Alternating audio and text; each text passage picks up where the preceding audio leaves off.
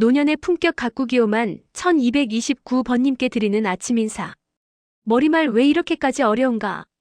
사랑하는 젊은 번 여러분, 요즘 세상을 바라보면 열심히 산 사람이 반드시 보상받는 것 같지도 않고 정직한 사람이 유리해 보이지도 않는 시대를 살고 계십니다. 능력이 있어도 기회가 오지 않고 공정과 정의를 말하면 현실을 모른다는 말을 듣습니다.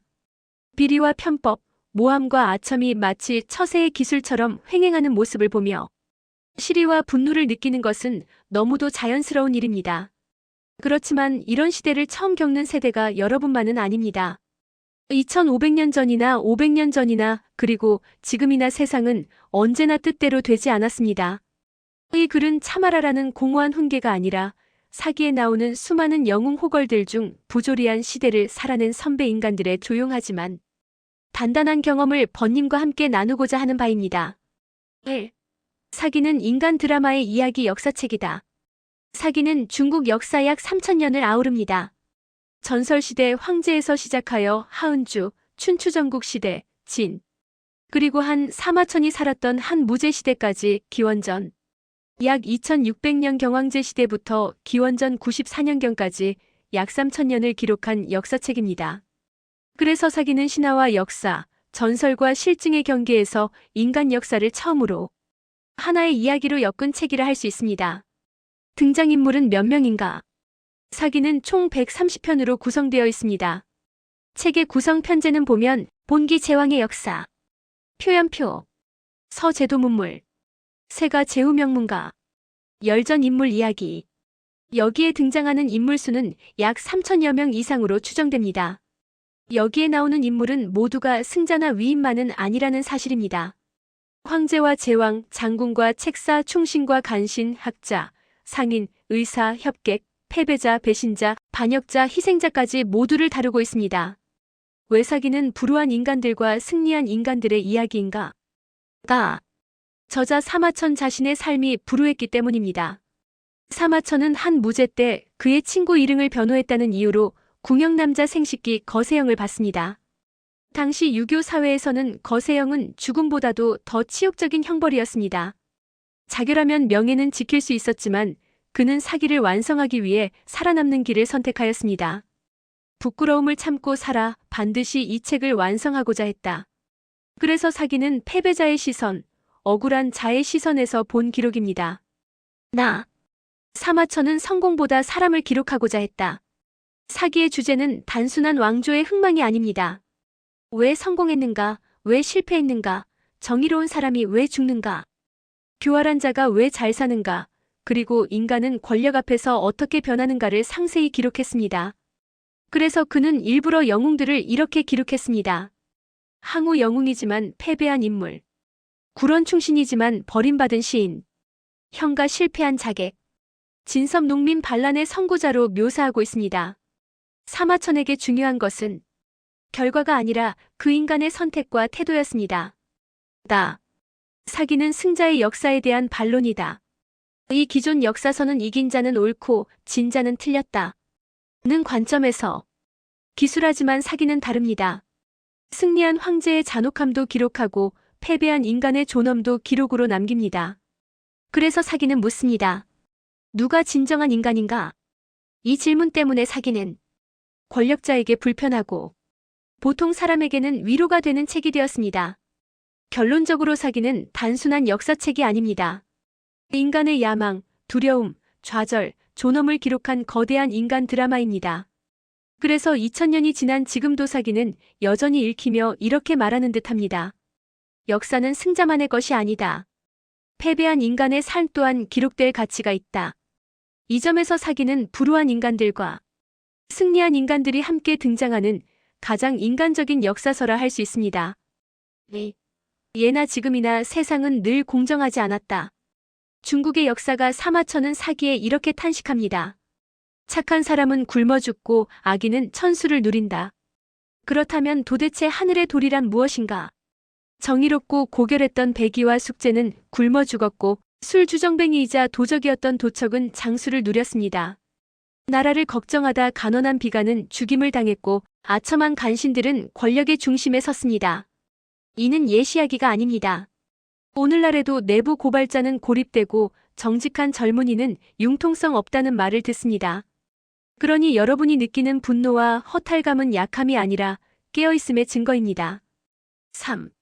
부르는 능력이 없어서 오는 것이 아니다. 사람들은 종종 말합니다. 안 되는 데에는 다 이유가 있다고요. 그러나 역사는 우리에게 말합니다. 안 되는 이유 중 상당수는 개인의 무능이 아니다라고. 사기를 쓴 사마천 자신은 왕 앞에서 친구를 감싸는 말을 했다는 이유로 생식기를 거세당했습니다. 한비자는 난세를 헤쳐가는 처세술을 저술했지만 난세에 죽임을 당했습니다. 손자병법을 쓴 손비는 병법의 천재였으나 모함으로 다리를 잃었습니다. 공자는 평생 그의 사상이 받아들여지지 않아 노구를 이끌고 제자들과 함께 여기 기웃 저기 기웃 여러 나라를 다녔습니다. 그들이 여러분보다 부족했기 때문일까요? 그렇지 않습니다. 그들 역시 시대와 어긋났을 뿐입니다. 4. 부루 앞에서 인간은 여러 길을 선택할 수 있다. 부조리 앞에서 사람은 저마다 다른 선택을 합니다. 어떤 이는 술집에 앉아 분노를 쏟아내며 불평불만을 말합니다. 어떤 이는 스스로를 탓하다가 자신을 소모합니다. 어떤 이는 체념하고 세상과 타협합니다. 그러나 역사 속에는 또 다른 선택을 한 이들도 있습니다. 자기 기준을 스스로 세워 삶을 자기 규제하며 살아가는 사람. 사기 공자 전에 60세가 넘은 공자가 노구를 이끌고 그의 주장을 관철하기 위하여 여러 나라를 유랑하고 있을 때의 전경이 기록되어 있습니다. 공자는 자기 기준이 확고해서 자기 뜻을 받아줄 나라를 찾아다녔던 것입니다. 공자처럼 불우에 처할 때일수록 오히려 뜻을 높게 가지고 고고한 길을 끝까지 걷는 것도 살아가는 방법의 하나입니다. 그래서 젊은 벗들께서 자기의 뜻을 세우기 위해서 인생에 있어서의 성공이란 것에 대해 생각해 봐야겠습니다. 돈 버는 것을 성공이라고 생각할 것인가? 지위가 높아지는 것을 성공이라 생각할 것인가? 아니면 유유자적한 생활을 할 수 있는 상태를 성공으로 여길 것인가? 사람에 따라 기준은 가지각색이겠지만 무엇인가 기준을 설정할 일입니다. 전국시대 말기인 기원전 3세기 진의 재상이었던 범저에게 채택 이라는 사람이 충고한 말이 사기에 나옵니다. 상급의 성공은 정신적 만족과 물질적 만족을 동시에 얻을 때 이루어지며 물질적 만족 없이 정신적 만족만 얻게 되면 중급의 성공, 물질적 만족만 얻고 정신적 만족을 못 얻으면 하급의 성공을 거두었다는 이야기가 있습니다.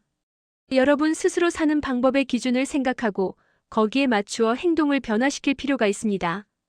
뚜렷한 자기 기준이 없으면 부자를 보면 그것이 부럽고 지위가 높은 상대를 보면 또 그것이 부럽게 되어 끊임없이 남의 척도로 자기를 재게됨으로써 무익한 푸념만 내뱉게 됩니다. 일단 기준이 결정되었거든 눈앞의 욕심이나 본래의 목적이 아닌 것에 대해선 절대로 흔들리지 말아야 합니다. 채택의 말을 들어보기로 합시다. 새나 짐승은 애써 안전한 장소를 찾아 서식합니다. 그런데도 사람에게 붙잡히는 것은 먹이의 마음이 흔들렸기 때문입니다. 소진이나 지백은 매우 뛰어난 지혜를 가졌던 사람들이었으므로 그럴 리가 없을 것 같았는데도 살해되고 만 것은 눈앞의 욕심에 흔들렸기 때문입니다. 또 오왕부차가 막강한 군대를 가지고 있으면서도 끝내는 자결하고 나라가 멸망한 것은 자신감이 지나쳤는데다가 제후를 바보로 취급했기 때문입니다. 뜻대로 되기 위하여는 목표 달성을 향해 자기 규제를 하지 않으면 안 됩니다. 자기 기준이 있으면 비록 불우에도 흔들리지 않습니다. 불우를 에너지로 바꾼 사람들. 그러면 불우한 상태에 빠져들었을 때는 어떻게 해야 할 것인가? 그대로 좌절하고 말 것인가? 아니면 사마천은 궁형을 당한 후 그는 절망 대신 52만 자의 사기를 남겼습니다. 옛날 주나라 문왕은 은나라 주왕에 의하여 감금되었기 때문에 주역을 체계화하였습니다. 공자는 긴 여행에 공궁한 나머지 역사서인 춘추를 저술했습니다. 또 초나라 구로는 추방되었기 때문에 걸작이라고 불리는 장시를 지었으며 좌구는 실명하였기 때문에 역사서인 국어를 편찬하였습니다. 결국 인간이란 마음속에 쌓이는 불평불만이 있고 뜻대로 되지 않음으로써 과거를 이야기하게 되고 미래를 생각하게 되는 것입니다. 불우는 그들을 쓰러뜨리지 않았습니다. 생각하게 만들었습니다. 다시 시작한 사람들. 불우에 대한 구체적인 처신법으로는 한 번 더 처음부터 다시 고쳐서 시작하는 방법과 스스로 나아가 불우를 찾아 뛰어드는 방법이 있습니다. 진나라가 멸망한 뒤 초나라 항우와 한나라 고조가 대결할 당시 초나라의 장수의 계포라는 자가 있었습니다. 그는 맹장으로 이름을 떨쳤으며 자주 한고조를 괴롭혔으므로 고조로서는 원한이 골수에 사무쳐 있었습니다. 초가 패하고 한해 천하가 되자 초나라 장수 계포는 쫓기는 신세가 되고 현상금까지 붙게 되었습니다. 소위 명예를 아쉬워하는 인간이었다면 그는 여기서 자살을 했을 것입니다.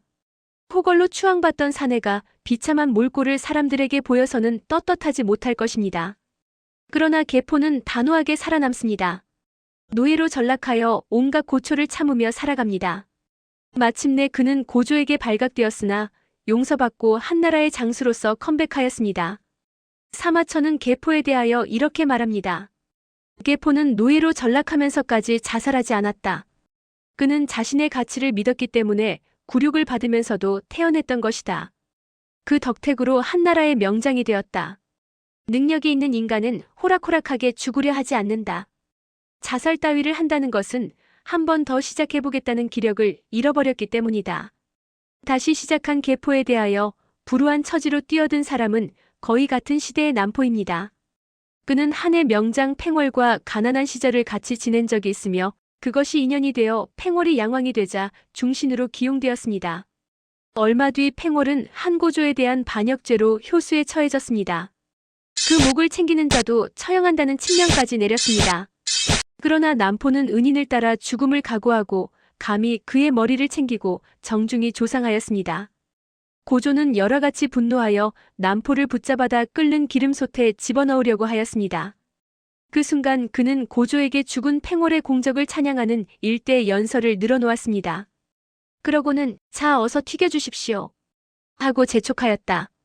고조는 그의 죄를 용서하고 고관으로 등용하였습니다. 그야말로 명시를 얻은 것이었습니다. 남포야말로 처신하는 방법을 분명히 했다고 할 수 있을 것이다라고 사마천은 칭찬하여 마지 않았습니다. 살기를 택하느냐 죽음을 택하느냐 하는 것이야말로 인간에게 있어서 가장 어려운 문제의 하나입니다. 4. 그럼에도 끝까지 붙잡아야 할 것. 결론으로서 여러분께 꼭 드리고 싶은 말이 있습니다. 세상과 타협하지 말되 세상을 등지지도 말아주십시오. 구런처럼 순결함을 지키다 생을 던질 필요는 없습니다. 그것은 너무 큰 대가입니다. 그러나 정직을 비웃는 세상의 웃음에 여러분의 기준까지 내려놓지는 마십시오. 공자는 굶주리면서도 노래를 불렀고 동시에 현실적인 제자를 보내 도움을 받았습니다.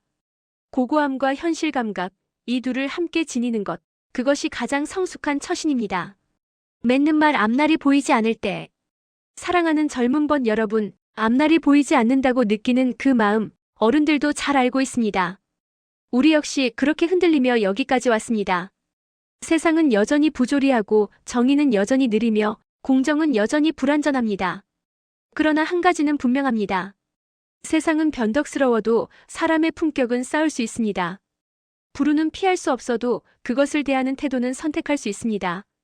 지금의 좌절이 여러분의 삶을 규정하도록 내버려 두지 마십시오. 대신 그것을 생각의 깊이로, 기준의 단단함으로 차분히 바꾸어 가십시오. 그 길 위에서 여러분은 결코 헛살고 있지 않을 것입니다. 어른으로서 조심스레 이 말을 끝으로 전합니다. 뜻대로 되지 않는 삶을 버텨내고 사유해온 인간의 역사는 언제나 여러분 편이었습니다. 부디 너무 일찍 자신을 포기하지 마십시오.